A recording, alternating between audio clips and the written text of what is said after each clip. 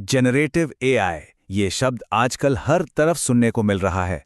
पर आखिर ये है क्या? सोचिए एक ऐसी एआई के बारे में जो सिर्फ डेटा को समझती नहीं, बल्कि एक कलाकार की तरह कुछ नया बनाती है, चाहे वो तस्वीरें हो, म्यूजिक हो या फिर कोड। तो चलिए आज इसके पर्दे के पीछे झांकते हैं और देखते हैं कि ये जादू होता कैसे है। तो आज हम क्या क्या जानेंगे? सबसे पहले हम देखेंगे कि ये एआई असल में बनाती क्या है। फिर हम इसके दिमाग के अंदर झांकेंगे और समझेंगे कि ये सोचती कैसे हैं। हम उस एक खास टेक्नोलॉजी को भी समझेंगे जिसने सब कुछ बदल कर रख दिया, और ये भी देखेंगे कि इसे सिखाया कैसे जाता है। और आखिर में हम इसके कमाल के इस्तेमाल और हमारे भविष्य पर इसके असर पर बात करेंगे। चलिए शुरू करते हैं। देखिए, सबसे पहले तो ये समझना जरूरी है कि हर एआई एक जैसी नहीं होती। अब तक हम जिस एआई को जानते थे वो विश्लेषण यानी एनालिसिस करती थी, लेकिन जनरेटिव एआई एक कदम और आगे है। ये विश्लेषण नहीं, निर्माण करती है। जरा सोचिए, आप एआई को दो बिल्कुल अलग अलग आइडिया देते हैं। एक तरफ हल्क जैसा सुपर हीरो और दूसरी तरफ गुजरात का पारंपरिक डांडिया। जनरेटिव एआई इन दोनों को मिलाकर कुछ ऐसा बना सकता है जो पहले कभी था ही नहीं। यही तो इसकी असली ताकत है, हमारी कल्पना को हकीकत में बदलना। तो फर्क साफ है। पारंपरिक एआई मौजूदा डेटा के आधार पर फैसले लेता है, जैसे किसी बीमारी का पता लगाना। वहीं जनरेटिव एआई कुछ बिल्कुल नया बनाता है, जैसे कि एक कविता या एक तस्वीर। ये भविष्यवाणी से निर्माण की ओर एक बहुत बड़ा कदम है।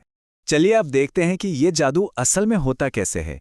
इसके दिल में हैं लार्ज लैंग्वेज मॉडल्स, या जिन्हें एलएलएम्स भी कहते हैं। इसे समझने का सबसे आसान तरीका है जीमेल का ऑटो कंप्लीट।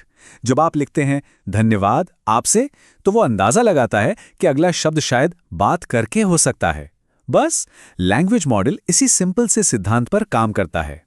अब बस कल्पना कीजिए कि उसी ऑटो कंप्लीट फीचर को इंटरनेट का लगभग सारा का सारा टेक्स्ट पढ़ा दिया गया हो। यही है एक लार्ज लैंग्वेज मॉडल।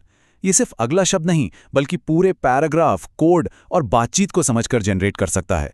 लेकिन यहां एक बहुत जरूरी बात है। क्या ये एआई सच में समझता है? जवाब है नहीं। एक्सपर्ट्स इसे स्टोकास्टिक पैरट कहते हैं, मतलब एक तरह का रट्टू तोता। ये समझता नहीं, बल्कि पैटर्न पहचानता है। इसने अरबों वाक्यों को देखकर बस ये सीख लिया है कि किस शब्द के बाद कौन सा शब्द आने की संभावना सबसे ज्यादा है। ये समझ नहीं, सिर्फ संभावना का खेल है। तो सवाल ये है कि अचानक ये सब इतना पावरफुल कैसे हो गया? इसका जवाब एक बड़ी तकनीकी सफलता में छिपा है। एआई का सफर कई दशकों का रहा है। शुरुआत में ये आंकड़ों से अनुमान लगाता था, फिर डीप लर्निंग ने इसे तस्वीरें पहचानने की ताकत दी। इसके बाद आरएनएस आए, जिन्होंने भाषा के क्रम को समझना शुरू किया। लेकिन इन सब में एक कमी थी, ये लंबे वाक्यों का मतलब भूल जाते थे। और फिर आया असली गेम चेंजर, ट्रांसफॉर्मर आर्किटेक्चर।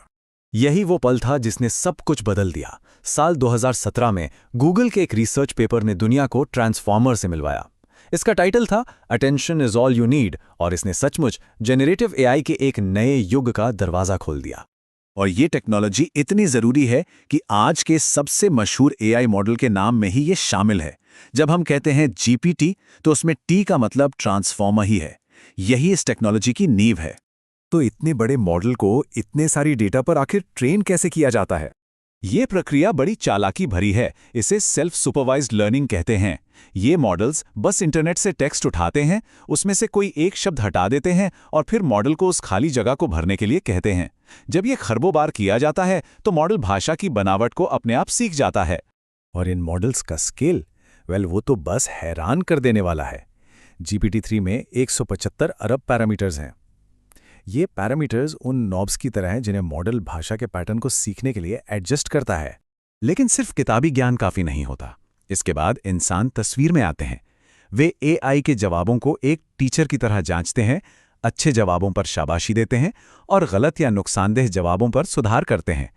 इसी प्रक्रिया ने एक रॉ एआई को चैट जीपीटी जैसे उपयोगी और सुरक्षित असिस्टेंट में बदला है। अब देखते हैं कि ये टेक्नोलॉजी कैसे टेक्स्ट से आगे बढ़कर इमेज, वीडियो और भी बहुत कुछ बना रही है। यह सिर्फ शब्दों का खेल नहीं है। जो तकनीक GPT-4 को बातचीत करना सिखाती है, वही डाली को तस्वीरें बनाना सिखाती है। और अब तो ये क्रांति एक कदम और आगे बढ़ गई है। सोरा जैसे मॉडल सिर्फ एक लाइन के टेक्स्ट से पूरी की पूरी वीडियो क्लिप बना सकते हैं। कुछ ऐसा जो कुछ समय पहले तक साइंस फिक्शन लगता था। आखिर में आइए इस बात पर विचार करें कि इस शक्तिशाली नई तकनीक का हम सबके लिए मतलब क्या है। तो सबसे बड़ी बात यह है कि एआई का काम बदल गया है। ये अब सिर्फ एक विश्लेषण करने वाला टूल नहीं है, ये एक रचनात्मक भागीदार, एक क्रिएटिव पार्टनर बन गया है। ये याद रखना बेहद जरूरी है, ये कितने भी शक्तिशाली क्यों ना हो, ये सचेत नहीं है। इनके पास कोई भावनाएं या अपनी सोच नहीं है। ये अब भी वही रट्टू तोता है जो बस अपने ट्रेनिंग डेटा के आधार पर काम कर रहा है, भले ही वो कितना भी बुद्धिमान क्यों ना लगे। और ये हमें एक बहुत बड़े सवाल पर लाके छोड़ देता है। अगर रचनात्मकता, जो कभी सिर्फ इंसानों का क्षेत्र मानी जाती थी, अब मशीनें भी कर सकती हैं, तो हमारे समाज, हमारी नौकरियों और इंसान होने की हमारी अपनी परिभाषा के लिए इसका क्या मतलब है? ये एक ऐसा विचार है जिस पर सोचने की जरूरत है।